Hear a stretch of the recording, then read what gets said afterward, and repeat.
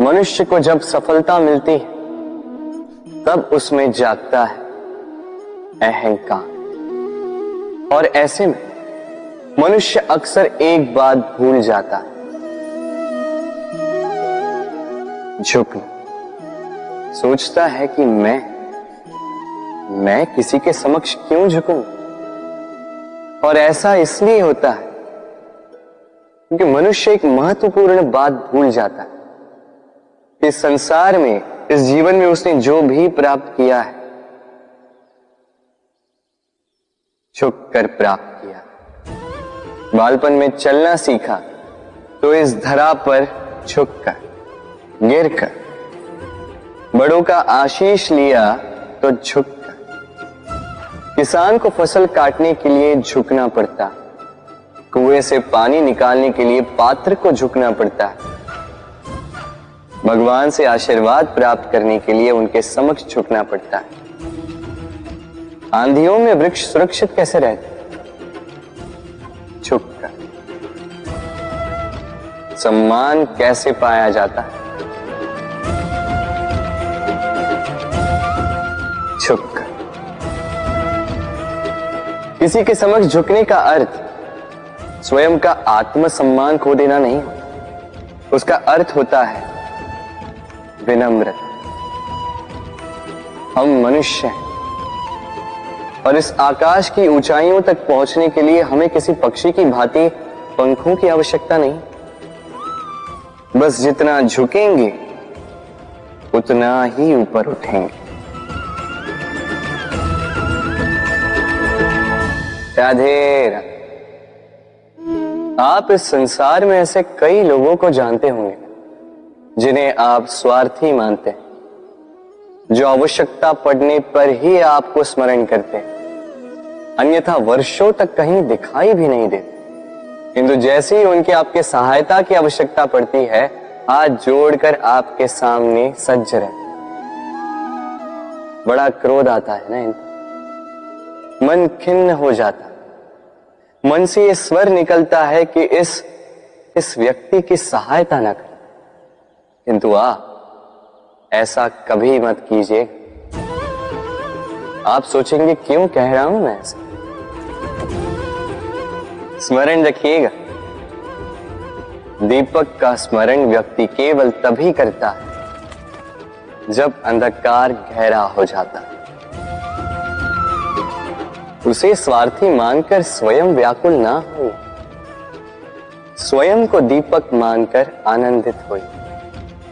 भाग्यवान समझिए खुद को कि किसी को आवश्यकता पड़ने पर आपकी याद आए, कि आप इस संसार में किसी की सहायता करने योग्य हैं।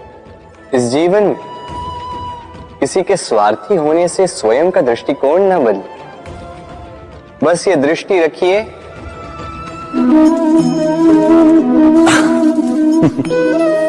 मनुष्य के सारे संबंधों का आधार है अपेक्षा।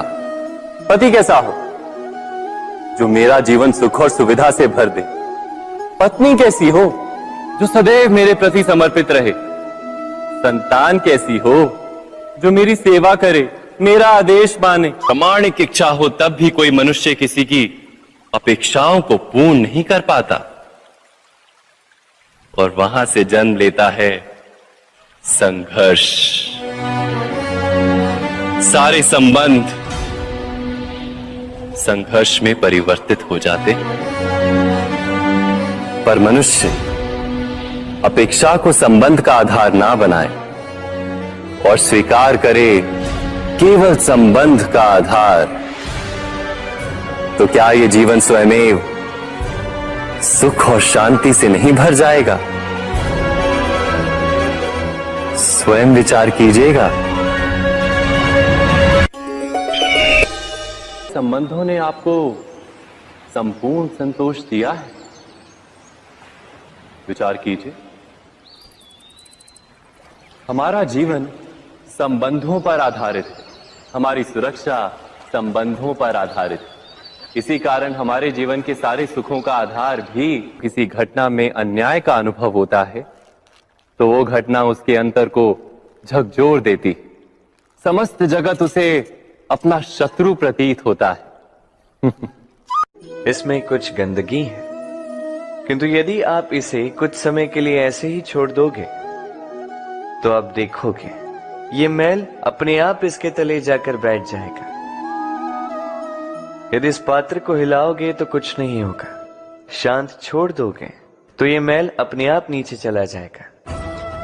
उसी प्रकार जब हमारे जीवन में कोई समस्या हो, हमारे जीवन में अशांति हो, तो कोई हलचल करने से या संतोष खो देने से हमें उसका हल नहीं मिलेगा। शांत रहकर विचार करोगे तो उसका हल मिलेगा।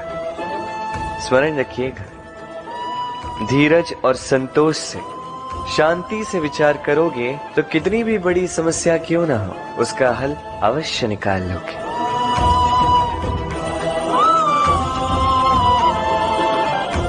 क्योंकि अशांति का सुझाव शांति ही है। राधे राधे। समय, कहते हैं समय से पूर्व कुछ नहीं होता, हर बात का एक समय होता है। समय से पूर्व न सूर्योदय होता है, न सूर्यास्त होता है। समय से पूर्व पौधों में न पुष्प खिलते हैं न फल।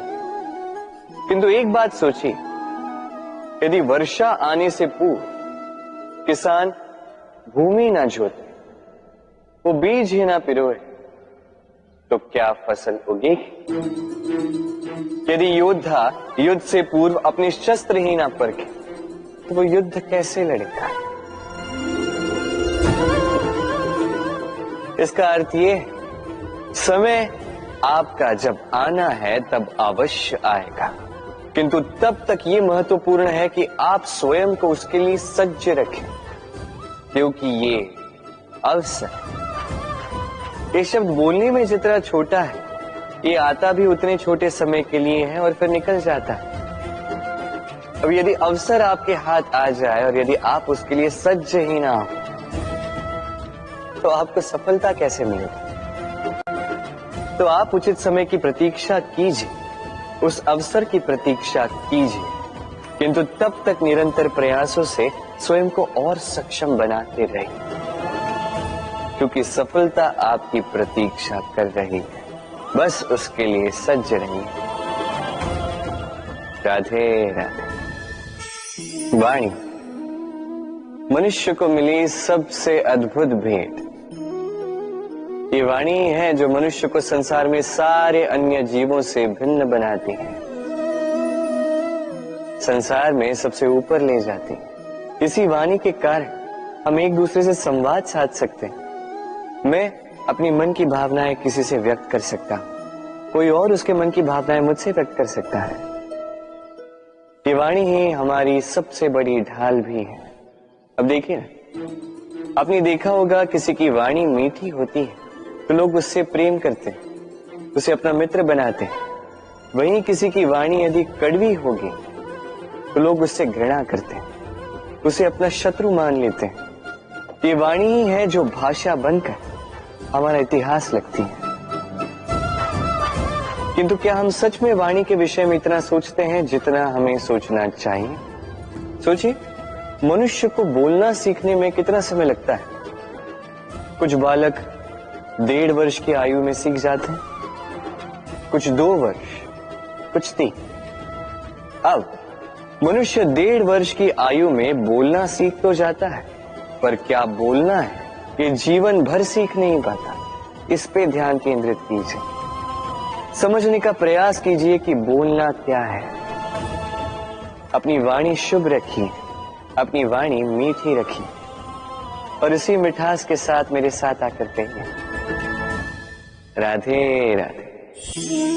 हम में से कई लोग अक्सर स्वयं को अकर्मण्य मान लेते हैं, सोचते हैं अब तक इतने प्रयास किए, कुछ नहीं मिला, कदाचित आगे भी कुछ नहीं मिलेगा, और इसीलिए अपने जीवन का सारा बोझ किसी और के कंधे पर डाल देते हैं, स्वयं पर विश्वास ही खो देते हैं। क्यों नहीं समझ पाते ये बात कि जब तक पांव में कांटा नहीं चुभेगा व्यक्ति को ज्ञात कैसे होगा कि आगे नीचे देखकर चलना होगा। सूर्य को स्वयं जलना पड़ता है ताकि दूसरों को प्रकाश दे सके। रात्रि के अंधकार से लड़ने के लिए चंद्रमा को आकाश में अकेले चलना पड़ता है। नदी अपनी यात्रा कैसे बनाती है, अपना मार्ग कैसे बनाती है? इन चट्टानों से लड़कर बनाती है। यदि आप स्वयं आपकी सहायता करने में सक्षम नहीं रहे तो निश्चित रूप से आपका यह जीवन व्यर्थ ही है। स्मरण रखिएगा, इस संसार में अपने जीवन का भार अपने ही कंधों पर उठाना पड़ता है। दूसरों के कंधों पर केवल शव यात्रा चलती है। और इस संसार में जीवित वही है जो आत्मनिर्भर है।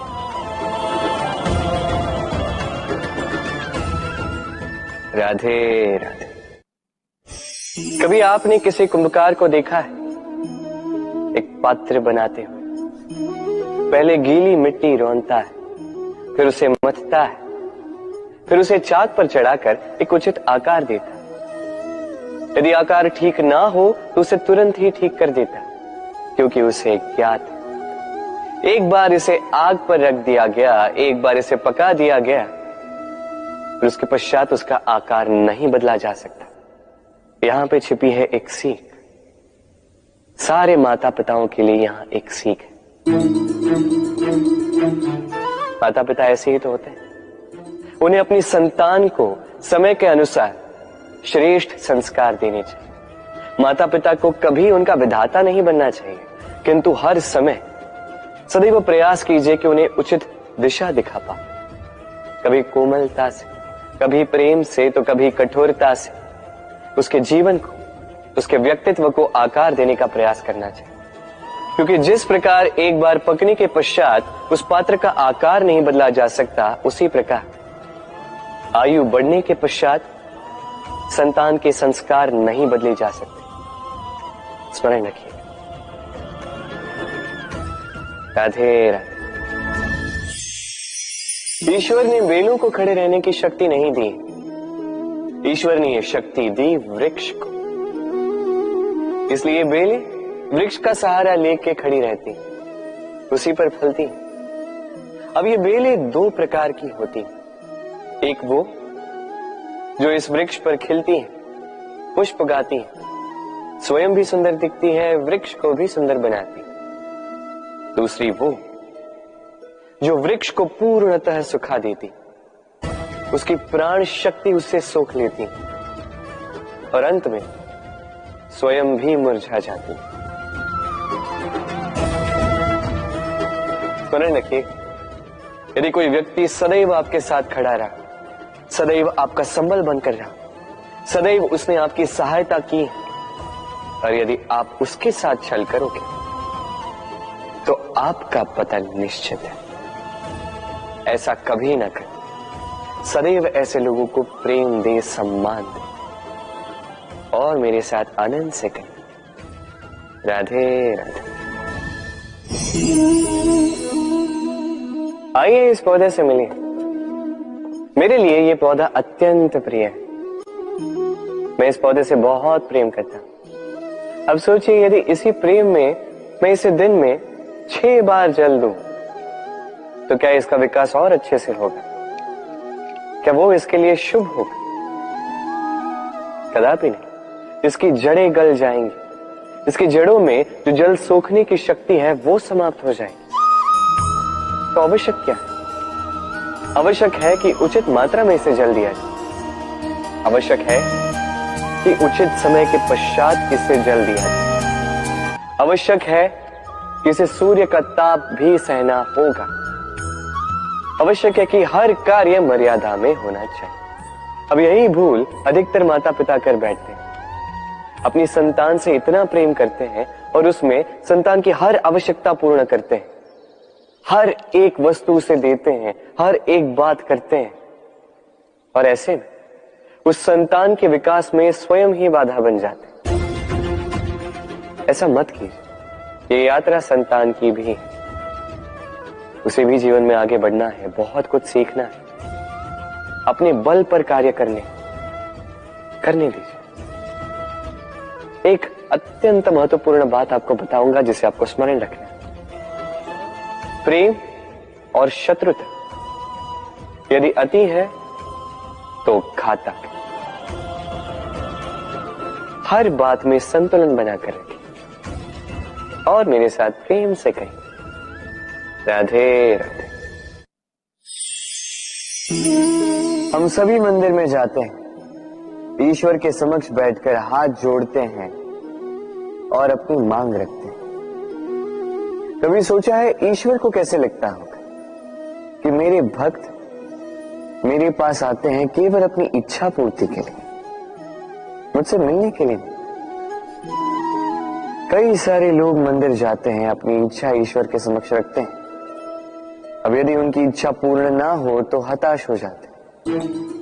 अब से जब भी आप मंदिर जाओ, ईश्वर के समक्ष बैठो, हाथ जोड़ो और कहो धन्यवाद। धन्यवाद ईश्वर, आपने मुझे जो